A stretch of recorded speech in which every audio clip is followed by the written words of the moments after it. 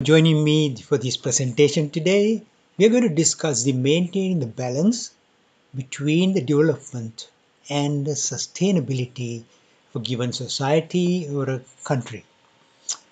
So with that, I'm also going to discuss a little bit more about the healthcare to illustrate that building structures is not the way to advance the healthcare, but to prevent disease. Prevent diseases is the way to go and reduce cost and provide more benefit for the public. Similarly, I'm also going to address very briefly the carcinogens that need to be excluded from the environment to reduce the burden. Here's outline. We're going to talk about the sustainable and fair development.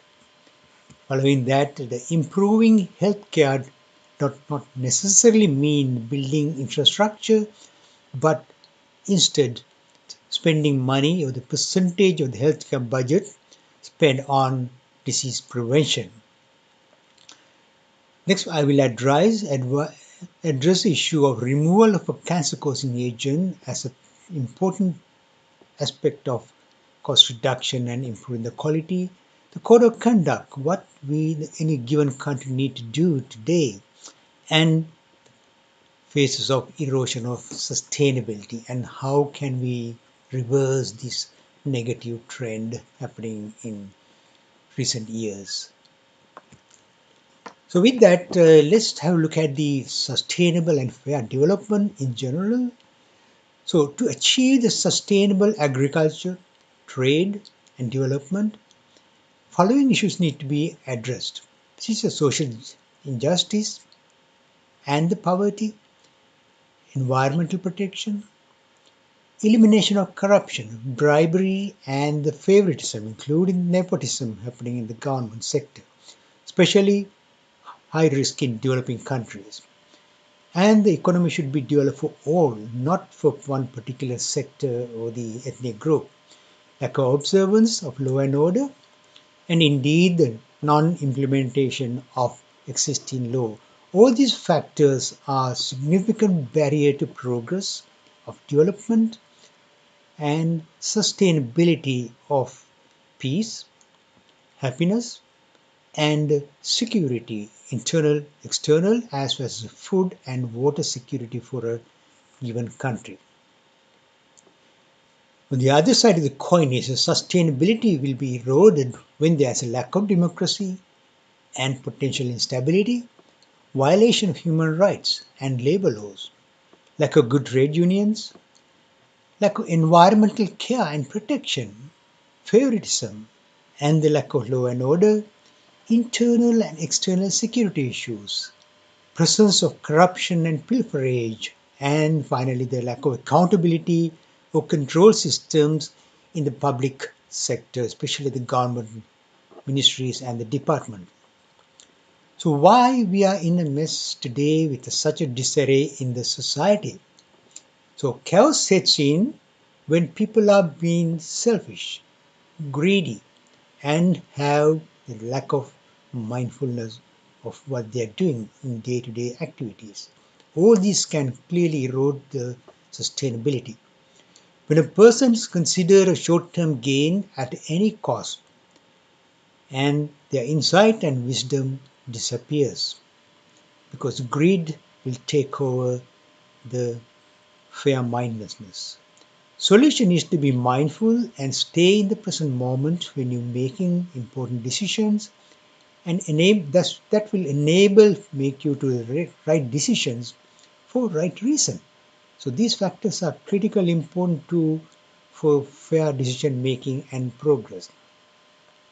So let's look at briefly how can we reverse this negative trend happening globally. We need to address several issues. Let me summarize them very briefly. Firstly, we need to have a stable democratic government and political system in the country. Secondly, education and healthcare improvements are needed virtually all countries, and some need more than the others. Sustainability and the security, including the food security and water security of a given country. Environment protection should be given the utmost priority because 80% of the chronic diseases are originated from environmental pollution. Sovereignty and prosperity of the country also depending on the stability, openness, and indeed the goal will be to develop happiness, peace, and the harmony for the entire constituent of a given society or the country. So with that, let's look at the improvement healthcare. As an example, improved healthcare does not mean building infrastructure, specific hospital, and expanding centers all over the place. Instead, disease prevention must be given priority. If funds should be moved from the acute healthcare to preventive healthcare. Long term, this will reduce significantly the healthcare cost and improve the well-being of the people. So what are the code of conducts that need to be attended in a matter of priority in a given country? Health and safety and the law, availability of the regular employment for people, exploitation of working hours need to be fixed, freedom of association and freedom of expression need to be re-established in some countries, gambling need to be minimized, and law and order has to be improved virtually in all countries if they really want to be developed freely in the society, in the global market.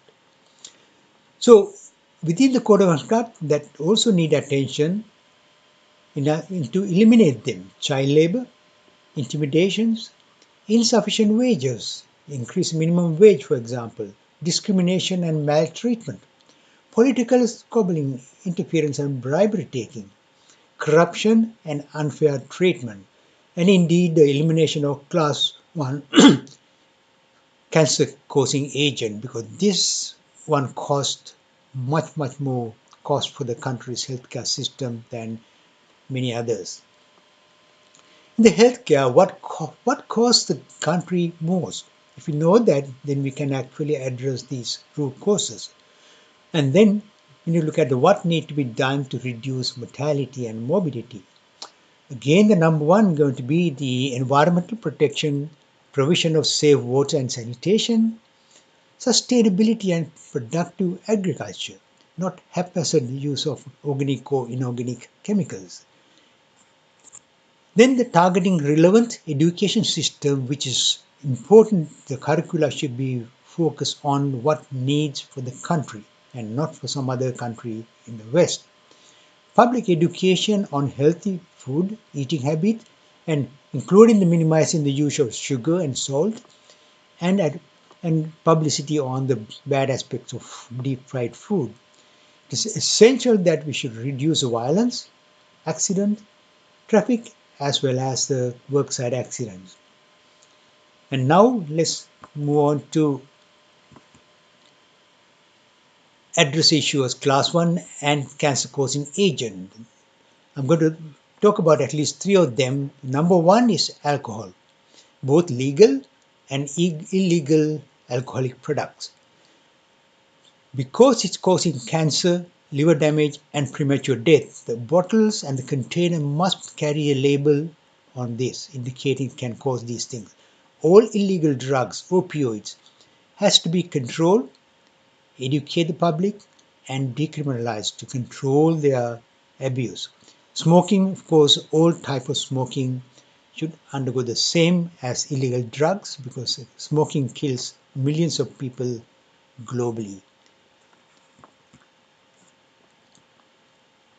So next I'm going to address the issue of pollution, the air pollution, water pollution, soil and the environment where you live, whether it's a home or at office spaces, including the food contamination considered as a pollution. So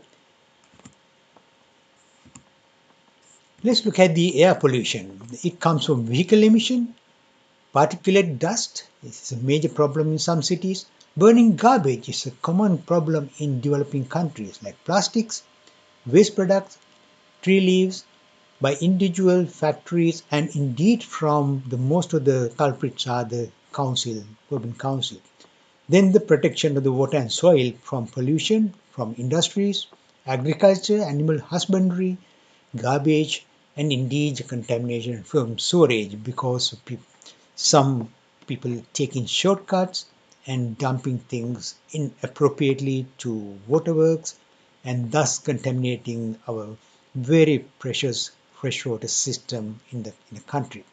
So in summary, sustainability goes with improved health, prosperity, healthy environment and ecosystem.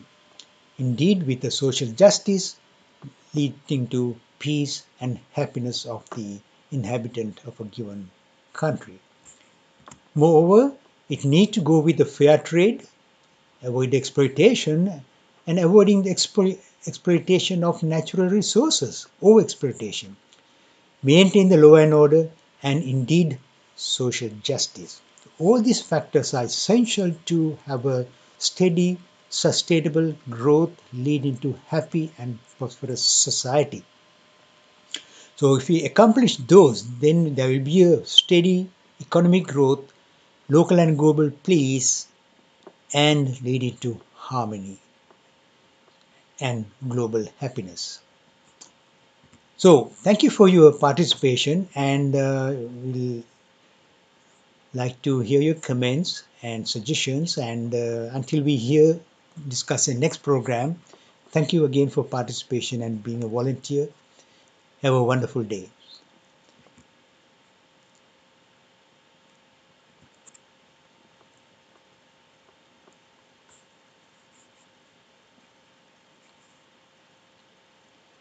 Now let me give you a few quotes from the Vimalavansa Foundation, which I'm a member.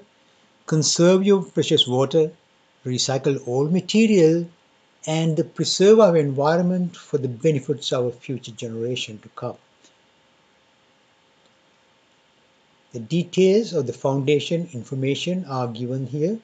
The slide on the left include the address, telephone number, and 3 websites where our activities can be reviewed.